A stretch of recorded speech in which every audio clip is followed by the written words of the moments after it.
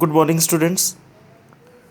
Today we will start lesson number 1, the French Revolution, from our history textbook.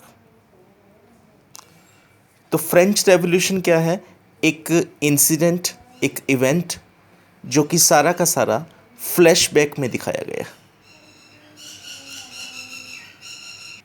ये सारा का सारा event जो है ये हुआ है लुइस 16 के टाइम के दौरान, और main event location was Bastille Fort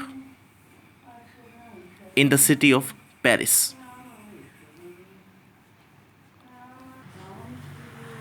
On the morning of 14th July 1789, the city of Paris was in a state of alarm.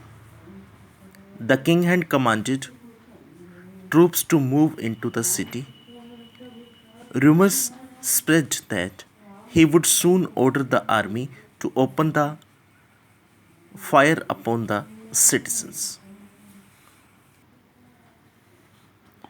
7,000 men and women gathered in front of the town hall and decided to form a people's militia. They broke into a number of government buildings in search of arms. तो अब यहाँ पे हुआ क्या था? 14 जुलाई 1789 की morning में तो एकदम से मिलिट्री को शहर के अंदर जाने के लिए कहा गया। लोगों ने देखा कि ये मिलिट्री शहर के अंदर आ रही है, तो इनको ये खतरा था कि ये लोग हमारे ऊपर अटैक करने वाले हैं। कहीं से एक अफवाह जो है बन कर के सुनने को मिली लोगों को कि राजा ने हमारे ऊपर जो है ना हमला करने के लिए इन लोगों को भेजा है। तो ये लोग भी अपने बचाव के लिए गवर्नमेंट बिल्डिंग्स के अंदर इन्होंने तोड़फोड़ करनी शुरू करी कि हमें भी कहीं से हथियार वगैरह जो है मिलने लग जाएं।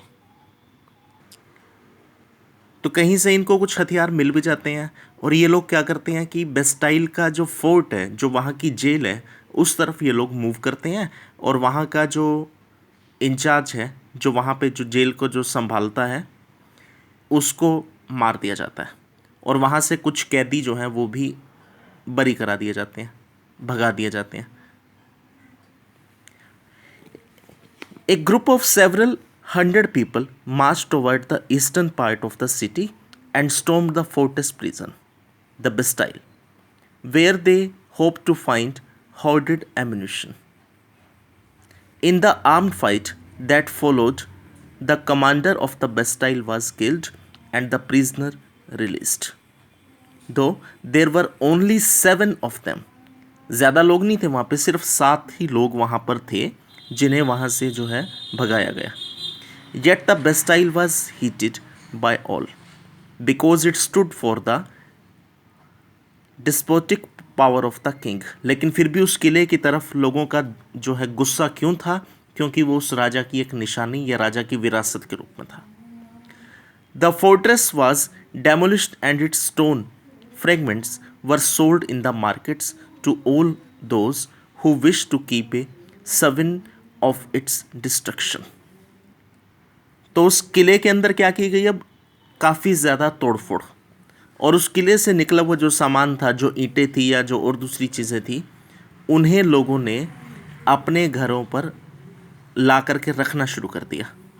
मार्केट में बेची गई वो चीज़ें, लोगों ने वो चीज़ें खरीदी और अपने घरों पर ला करके रखी कि एक याददाश्त के रूप में कि ये किला जो है कैसे जो है ध्वस्त हुआ, कैसे उसका जो है विनाश हुआ उस किले का। इस चीज़ को याददाश्त के रूप में रखना चाह रहे हैं।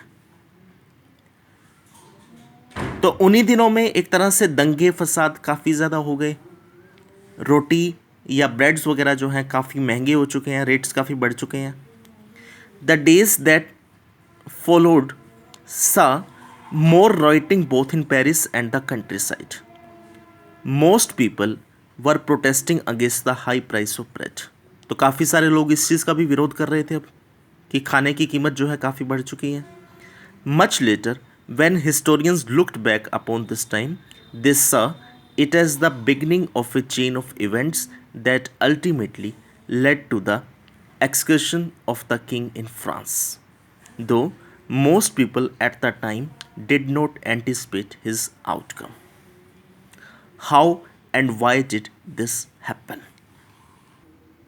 तो काफ़ी सारे हिस्टोरियंस जो थे उन्होंने इसके ऊपर आयाम लगाने शुरू कर दिए, लेकिन कोई भी परफेक्शन कंडीशन यहाँ पे नहीं आ पाई सामने कि ये चीज़ जो है क्यों और कैसे जो है शुरू हुई, किस वजह से फ्रेंच रेवोल्यूशन जो है हुई और ये सारे इंसिडेंट्स क्यों हो रहे हैं।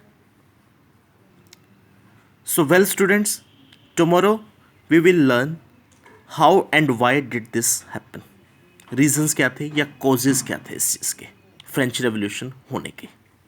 Thank you.